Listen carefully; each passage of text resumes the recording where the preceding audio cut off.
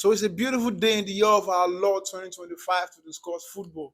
And of course, as we all know, this week, a Champions League week, Champions League semi-final, second leg games, don't come and you don't go. But I must be very, very sincere and very, very honest.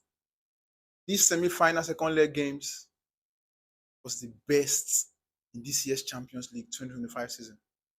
We saw a total of 13 goals between Inter Milan and Barcelona. The first leg it ended 3-3 at home, far away Spain, and coming down to San Siro on that 3-3, all the way into the extra time. Inter Milan had to win it in the dying minute, 4-3. Very, very painful result for Barcelona. Of course, Barcelona themselves, they did fantastically well for themselves. I must be very, very honest with us. Yes, Barcelona are a big side, but let's not forget the fact that Hansi Flick came into the team, met a very, very young crop of players, and mixed it a bit with some experienced players in the person of Frankie de Jong, that has been with him for even before Hansi Flick came, and even Lewandowski. But 90% of this team are made up of young talent. Slander the Barcelona if you want, call them names if you want, you can mock them if you want. But do not forget the fact that this is Barcelona's best season in the last 4 years. And losing to a team like Inter Milan is not something to be shameful about at all. 4-3, second leg, San Siro. Good result for me if you ask me. Barcelona gave it all. But I'm going to blame it on inexperience. Because if they win 90 plus by 3 goals to 2, and you are still going out to look for more goals against an experienced side like Inter Milan, no. That was a very big mistake, and I'm going to blame it on experience.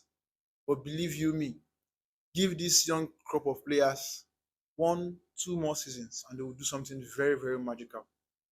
In that game, Lamine Yamal had the highest take on in the semi-final of the Champions League history. 14 successful take-ons. We saw what he did to the lives of DiMarco, Bastoni, and every other player that was brought in to support the defense. This guy kept on pressurizing, and oh my God. Just the using the clean ground anyhow for San Siro. He drew one for Camp now. People say na lie. Say na home advantage. Fans were behind them. He went to far away San Siro, a very tough ground. All everybody knows it's very, very, very difficult to play. He did the same thing, even doubled the effort. So kudos to Barcelona. At the same time, I'm going to give a big congratulations to Inzaghi and his men, because I'm not going to call them boys. My experience, they really show that experience matters in this game of football. They brought it to the party. 90 plus, Achebi equalized 3-3 down into the extra time. They made it 4-3, and they held on to that result.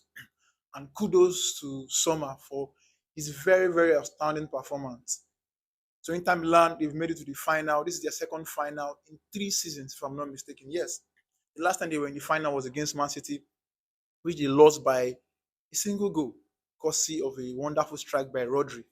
This time around, they're in the final again. Are they going to make that correction? We don't know until they play. And down to Arsenal. Oh, God. Our very wonderful legend, Patrice Evra. They call them the Netflix FC. Oh. And I'm going to tell us this. Watch out for Arsenal Season 6 in the year 2026. Exclusively only on Netflix.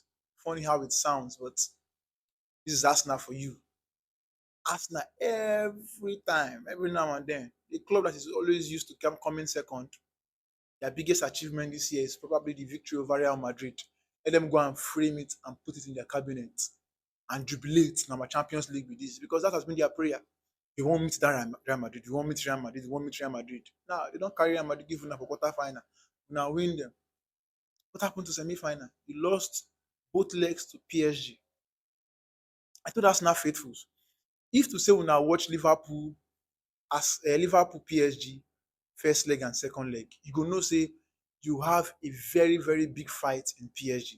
But they kept telling me no, their biggest problem or their biggest issue in the Champions League this year is Real Madrid, and God should give them Real Madrid on time.